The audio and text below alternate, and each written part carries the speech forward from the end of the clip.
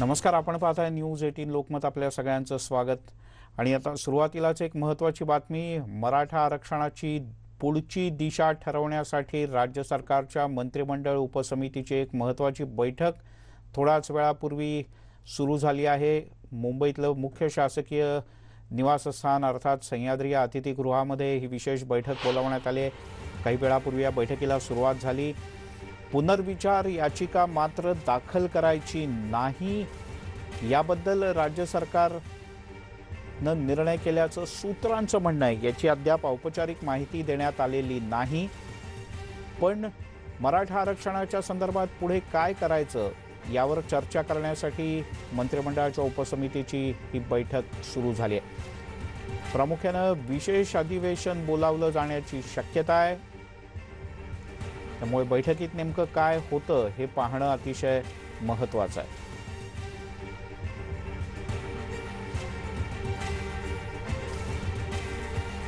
प्रफुल्ल साळुंखे आपले प्रतिनिधी आपल्यासोबत आहेत थेट सह्याद्री अतिथीगृहाच्या परिसरातून. प्रफुल्ल, कोण कोण या बैठकीत उपस्थित आहे?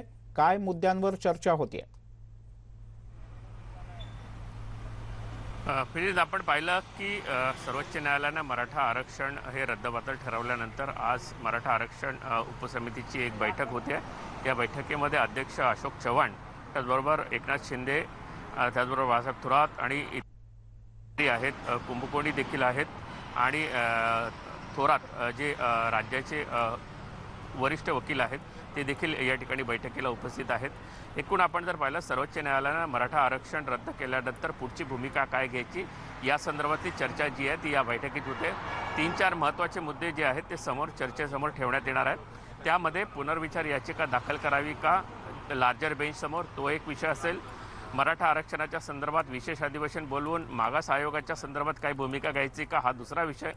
आणि मराठा समाजाला आरक्षण मिळालं नाही तर शाळेच्या प्रवेशात आणि नोकरीमध्ये आरक्षणासाठी काही तरतुदी करायच्या का, या सगळ्या वेगवेगळ्या गोष्टींवर चर्चा जी आहे ती या बैठकीत होणार आहे. आणि त्यानंतर राज्य सरकार या बैठकीनंतर जी आपली भूमिका आहे ती मुख्यमंत्र्यांसमोर मांडतील आणि त्यानंतर एक प्रमुख निर्णय जो आहे तो नक्की मराठा आरक्षणाच्या संदर्भात काय भूमिका घ्यायची तो जाहीर करण्यात येईल. आता ही बैठक जी आहे ती आता सध्या सुरू आहे. बरं, प्रामुख्यानं याचिकेच्या संदर्भात फेरविचार याचिका किंवा मोठ्या खंडपीठाकडे याचिका दाखल करणं या संदर्भात औपचारिक निर्णय होऊ शकतो या बैठकीत? आपण जर पाहिलं तर 2 गोष्टी या ठिकाणी आहेत. हा निकाल 5 न्यायमूर्तींच्या खंडपीठाकडे होता. तेव्हा देखील राज्य सरकारने सांगितलं की आमचा हा निकाल जो आहे तो 9 किंवा 11 जजेसच्या बेंचसमोर या ठिकाणी ठेवण्यात यावा. पण तेव्हा देखील याकडे पूर्णपणे दुर्लक्ष जे आहे ते न्यायालयाने केलं होतं आणि ही संपूर्ण जी सुनावणी आहे ती 5 बेंचसमोर या ठिकाणी करण्यात आलेली होती. त्यामुळे आता राज्य सरकार पुन्हा तोच निर्णय घेईल का, ही शक्यता फार कमी वाटते. त्यामुळे पुन्हा लार्जर बेंचकडे जाऊन राज्य सरकार पुन्हा या ठिकाणी एक मोठा धक्का झेलू शकत नाही. त्यामुळे ह्या सगळ्या जर गोष्टी पाहिल्या तर पुनर्विचार याचिका करणार नाही हीच शक्यता आहे. पण त्याच्या संदर्भातली अधिकृत भूमिका जी आहे ती अशोक चव्हाण या ठिकाणी मांडतील. बरं, किती वेळ ही बैठक चालेल आणि नंतर अधिकृतपणे कोणी सरकारच्या वतीनं माहिती देईल या बैठकीत काय झालंय? मिलिंद, आता ही बैठक जी आहे ती आता सुरू झालेली आहे. साधारण आणखी 1 ते 1.5 तास ही संपूर्ण बैठक होईल. कारण सर्वात महत्त्वाची गोष्ट आहे, जर तुम्हाला मराठा आरक्षणाच्या संदर्भात काही भूमिका घ्यायची असेल तर तुम्हाला लॉ अँड ज्युडिशरीचं देखील मत या ठिकाणी ऐकून घ्यावं लागेल.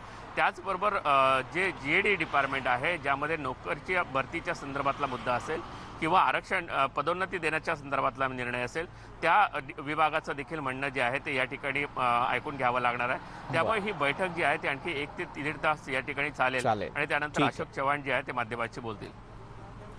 बरं, प्रफुल्ल, तुर्तास धन्यवाद या माहितीबद्दल. त्यामुळे या बैठकीतून काय निर्णय येतो याकडे सगळ्यांचं लक्ष लागलंय. आणि या क्षणी आणखीन एक महत्त्वाची बातमी हाती येते. पंतप्रधान नरेंद्र मोदी आणि मुख्यमंत्री उद्धव ठाकरे यांच्यात फोनवरून बातचीत झाल्याचं कळत आहे.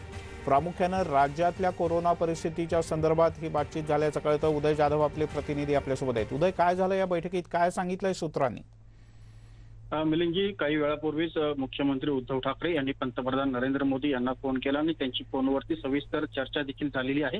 विशेष करून राज्यातील कोविड संसर्ग परिस्थितीमध्ये राज्य काय उपाययोजना करत आहे याची इत्यंभूत माहिती जी आहे मुख्यमंत्र्यांनी पंतप्रधानांना दिलेली आहे. त्याचबरोबर राज्याला केंद्राकडनं काय काय मदतीची अपेक्षा आहे त्याची पूर्ण माहिती जी आहे मुख्यमंत्र्यांनी पंतप्रधानांना दिलेली आहे. विशेष करून लसीकरण कार्यक्रमाचा वेग जो आहे तो वाढवायचा आहे. राज्यामध्ये सर्वच लसीकरण केंद्रांवरती लसींची खूप मोठी कमतरता जी आहे ती निर्माण झालेली आहे. त्यामुळे 45 वर्षावरील नागरिकांनाही आणि 18 वर्षावरील नागरिकांनाही लस जी आहे ती उपलब्ध होत नाहीये. त्यामुळे राज्याला तात्काळ लसींचा पुरवठा व्हावा यासाठी मागणी जी आहे प्रामुख्याने मुख्यमंत्र्यांनी पंतप्रधानांकडे केलेली आहे. मात्र सध्या देशामध्ये कोविशिल्ड आणि कोवॅक्सिन ह्या ज्या काही लस सध्या उपलब्ध आहे त्यांचा पुरवठा आणि उत्पादन जे आहे ते अधिक कमी प्रमाणात होत आहे. त्यामुळे राज्याला त्याचा वाटा जो आहे तो कमी प्रमाणात मिळत आहे. त्याचं वितरण देखील कमी प्रमाणात संपूर्ण राज्यभर प्रत्येक जिल्ह्यामध्ये होत आहे. त्यामुळे मोठ्या प्रमाणात लसींचा जो कमतरता आहे ती जाणवत आहे. त्यामुळे अतिरिक्त लसींचा पुरवठा राज्याला व्हावा जेणेकरून राज्य अधिक वेगाने लसीकरण कार्यक्रम जो आहे तो करू शकतो. आणि जर का केंद्र सरकारला राज्याला लसी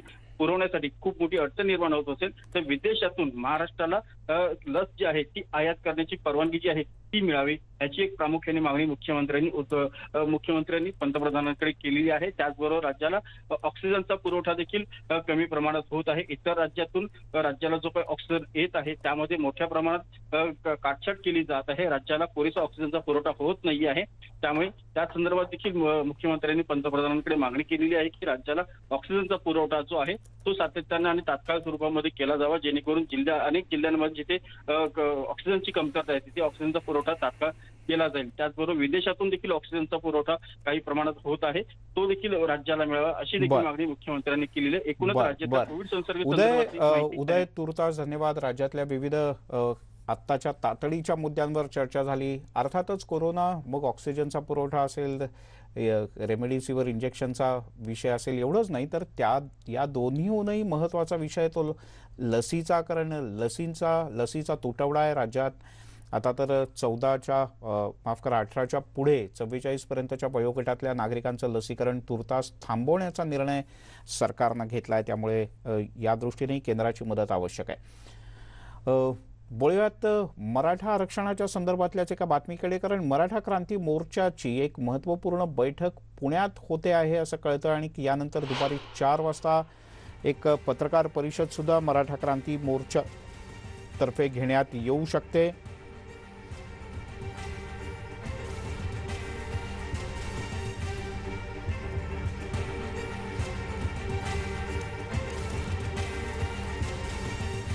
ही आहे या क्षणाची सगळ्यात महत्त्वाची माहिती, ती म्हणजे एकीकडे मुंबईमध्ये सुरू आहे बैठक. सर्वोच्च न्यायालयानं मराठा आरक्षण स्पष्टपणे रद्द केल्यानंतर पुढे काय करायचं, राज्य सरकार काय भूमिका घेणार याकरता मुंबईत बैठक सुरू आहे. तर तिकडे मराठा आरक्षणासाठी गेल्या अनेक वर्षांपासून रस्त्यावर उतरून नेतृत्व करणाऱ्या मराठा क्रांती मोर्चाच्या समन्वयकांची एक महत्त्वाची बैठक पुण्यामध्ये सुरू आहे आणि ही बैठक संपल्यानंतर साधारण 4च्या सुमारास या बैठकीत नेमका काय निर्णय झाला, मराठा क्रांती मोर्चानं पुढे काय करायचं ठरवलंय याची औपचारिक माहिती आज 4 वाजता होणाऱ्या या पत्रकार परिषदेत देण्यात येईल.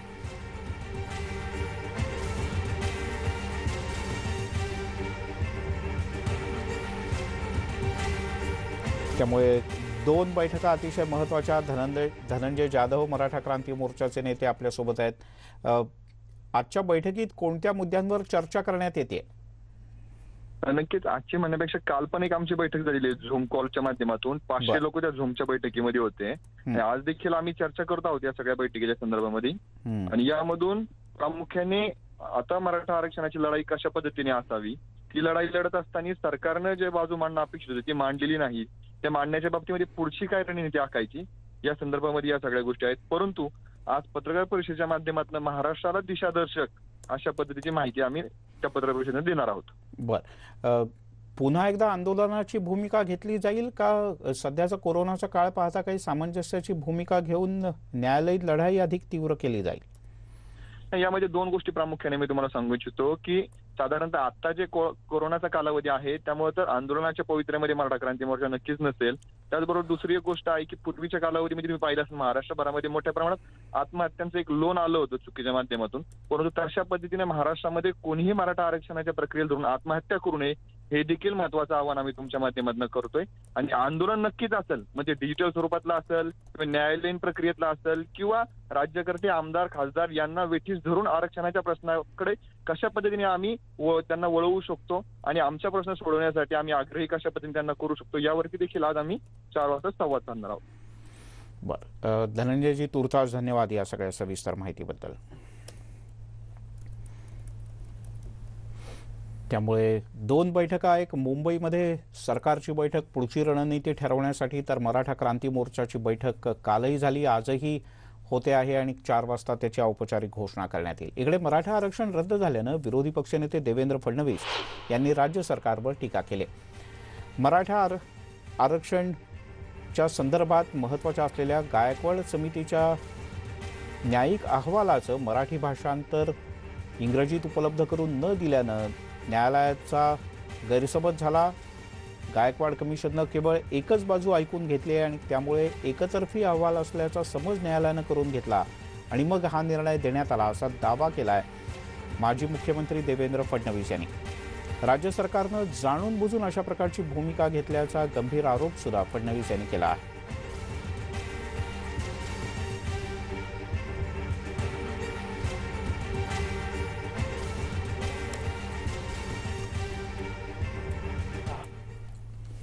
कोर्ट असं म्हणालं की तुम्ही कमिशनचा रिपोर्ट तर दिलाय पण त्याचे 1500 पानाचे एनेक्स्चर्स कुठे आहेत? 1600 पानाचे. तर हे 1600 पानाचे एनेक्स्चर्स ज्याच्यामध्ये प्रत्येकाला सुनावणी दिली होती आणि त्याचा निर्णय दिला होता ते इंग्रजीत आपण ट्रान्सलेटच केले नव्हते. आणि सरकारने मला तिथल्या सरकारी वकिलांनी सांगितलं जाणीवपूर्वक हा निर्णय दिला की हे ट्रान्सलेट करायचे नाहीये आणि त्यामुळे ते रेकॉर्डवरच नव्हते. आणि म्हणून कोर्टाचा असा ग्रह देखील झाला की जणू काही गायकवाड कमिशनने फक्त मराठ्यांना ऐकून घेतलं, इतरांना ऐकून घेतलं नाही, विरोधातल्या लोकांना ऐकून घेतलं नाही आणि एकतर्फी रिपोर्ट तयार केला.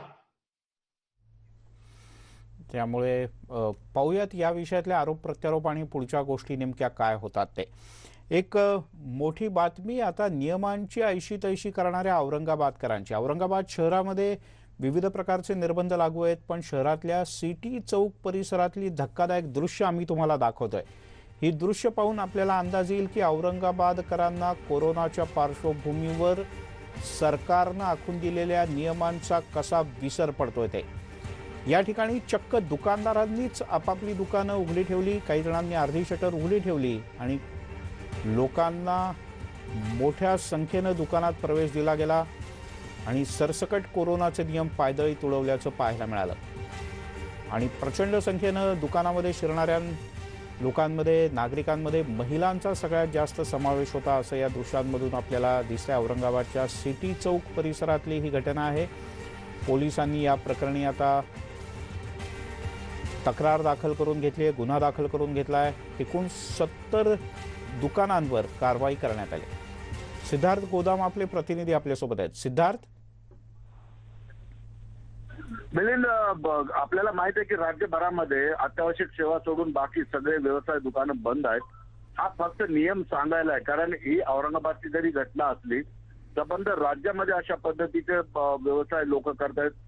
समोर शटरच्या समोर लोक बसून राहतात, ग्राहक आला की त्याला पाठीमागे नेऊन पाठीमागच्या दाराने आत नेऊन त्याची खरेदी वगैरे केली जाते.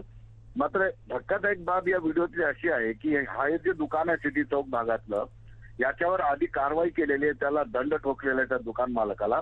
त्यानंतर सुद्धा हा दुकान मालक अशा पद्धतीनं मोठ्या प्रमाणात जे आहे लोक आतमधून समोरून घेऊन जात आहेत आणि नंतर शटर बंद करून त्यांची खरेदी झाली की त्यांना बाहेर काढलं जात आहे.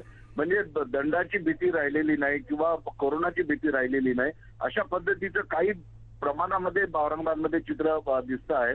आता हा व्हिडिओ व्हायरल झाल्यानंतर पोलिसांनी त्या दुकान मालकावर चौकशीचा आता शिक्षेमेर लावलेला आहे, त्याला दंड नक्कीच लागेल. मात्र दंड लागल्यानंतरही हा दुकानदार दुकान चालू करतोय किंवा इतर दुकानं जे जवळपास 100 ते 125 लोकांवर ही कारवाई झालेली आहे त्यामुळे आता दुकानदारांना 5,000 रुपयेचा दंड हा काय मोठा वाटायला लागला नाही. त्यामुळं आता काहीतरी वेगळ्या पद्धतीची दंडात्मक कारवाई करावी जेणेकरून या दुकानदारांना वचक बसेल. दुसरी महत्वाची गोष्ट थोडक्यात सांगतो की औरंगाबाद आता राज्यातील रुग्णसंख्या कमी होत असलेलं शहर आहे. यामध्ये निश्चितच औरंगाबादकरांचं सहकार्य मोठं आहे. मात्र असे काही दुकानदार जे आहेत ते अशा पद्धतीने जर चोरून काय करत असतील, सुपर स्प्रेडर असतील तर पुन्हा औरंगाबादला मोठा आकडा वाढण्याचा फटका बसू शकतो. सिद्धार्थ तुर्तास धन्यवाद या माहितीबद्दल. मग असं करू नका, काळजी घ्या. अत्यावश्यक असेल तरच घराबाहेर पडा आणि अशी गर्दी तर मेहरबानी करून करू नका. एक छोटासा ब्रेक घेऊया, लगेचच परत येतो. ब्रेक नंतर आपल्या सगळ्यांचं पुन्हा एकदा स्वागत. संभाव्य तिसऱ्या लाटेची शक्यता पाहता औरंगाबाद विभाग कामाला लागलाय. खास करून लहान मुलांना कोरोनाची लागण होण्याची शक्यता जास्त वर्तवली जाते. त्यामुळे लहान मुलांसाठी विशेष रुग्णालय उभं करण्याचा निर्णय प्रशासनाने घेतलाय. विभागीय आयुक्त सुनील केंद्रेकर यांनी आज स्वतः या कामाची पाहणी केली. लहान मुलांच्या विशेष कोविड रुग्णालयाचा आढावा घेतलाय आणि त्यांच्याशी बातचीत केली आमचे प्रतिनिधी सिद्धार्थ गोदामी यांनी. काय वाटतं तुम्हाला की लहान मुलांना फार लवकर म्हणजे तिसऱ्या लाटेत जास्त नुकसान होईल? तज्ज्ञांचं म्हणणं आहे की जास्त नुकसान होईल असं नाही, पण लहान मुलं आता अफेक्ट होतील. जसा व्हायरस बदलून आता तरुणांवर आलेला आहे तसा तो नवीन नवीन होस्ट बघत असतो. तर ती शक्यता किंवा ते नॅचरल वर्तन आहे व्हायरसचं ते होणार असा आमचा अंदाज आहे आणि त्यासाठी आपण तयारी नसावी असं होऊ नये म्हणून आम्ही ही कारवाई सुरू केली. मी गरवारेच्या कंपनीला धन्यवाद देतो की हा प्रपोजल आम्ही त्यांच्याकडे दिलं नसून ते स्वतःहून आमच्याकडे घेऊन आले. ते इथं सुसज्ज हॉस्पिटल तयार करून देतील. आम्ही त्यांना विनंती केली की कृपा करून ऑक्सिजन प्लांट उभारा, ऑक्सिजन देणं आम्हाला अवघड जाणार आहे. त्याला सुद्धा त्यांनी मान्यता दिली, ते पण ते काम करत आहे. आम्ही म्हणलं की फूडची अरेंजमेंट सुद्धा हे हॉस्पिटल रन करणारे महानगरपालिका, पण आम्ही म्हणलं जेवणाची अरेंजमेंट आपणच करावी, ते पण त्यांनी मान्य केलेलं आहे. याच्यात महत्त्वाचा मुद्दा असा की हे चाइल्ड फ्रेंडली व्हावं म्हणून भिंती बोलक्या असाव्यात, कदाचित मोठाले स्क्रीन असावेत की ज्याच्यामुळे मुलांना इथे करमेल. त्याचबरोबर मुलांचे पालक आता येणार. जर वयस्कर माणूस आला तर लोक त्याला सोडून जातात दवाखान्यात आणि घरू बसून चर्चा करतात किंवा ते मोबाईल वगैरे हाताळून माहिती घेतात. पण ही सुद्धा त्यांना विनंती केली की पालक आले तर काही पालकांची राहायची सोय समोरच्या साईडला करायचं ते एक्सप्लोर करत आहे की ज्यांना आपल्या मुलाच्या परिसरात राहावं वाटेल काही दिवस की काळजी वाटेल. परत जी मुलं चांगली आहेत म्हणजे ज्यांना एकदम बेडवरून उठता येतच नाही अशी परिस्थिती नाही, फिरू शकतात, त्यांच्यासाठी एखादी छोटी बाल्कनी करून किमान तिथं मूल येऊन लांबून का होईना त्यांच्या आईवडिलांना हात हलवू शकेल, बोलू शकेल अशी परिस्थिती तयार करायची आम्ही. किती बेडेड असेल सर, किती आणि किती दिवसात? हे साधारण आमचं 100 ते 150 बेडेड आहे. माझ्या अंदाजानं हे 15-1 दिवसात कार्यरत व्हायला पाहिजे, म्हणजे तयारी व्हायला पाहिजे. आता सध्या औरंगाबादमध्ये आपल्याकडे बेड शिल्लक आहेत, पण आपली एक थोडंसं आहे की आपल्याला पश्चिम महाराष्ट्रातून आणि ईस्टर्न विदर्भातून मोठ्या प्रमाणावर पेशंट आपल्याकडे येत आहे. ठीक आहे, लोकांचा विश्वास आहे म्हणून लोक येतात. पुणे, मुंबई, नाशिक, नगर इथून सगळीकडून पेशंट येतात. त्यामुळे आपल्याला जागा जरी आपले स्वतःचे पेशंट कमी असले तरी जास्त लागणार आहे. त्यामुळे आम्ही 100 ते 150 बेडचं हॉस्पिटल करायचं प्रयत्न. सुधीर जाधवसह सिद्धार्थ गोदाम, न्यूज 18 लोकमत, औरंगाबाद. त्यामुळे खरं तर या रुग्णालयाचा उपयोग करण्याची वेळ येऊ नये.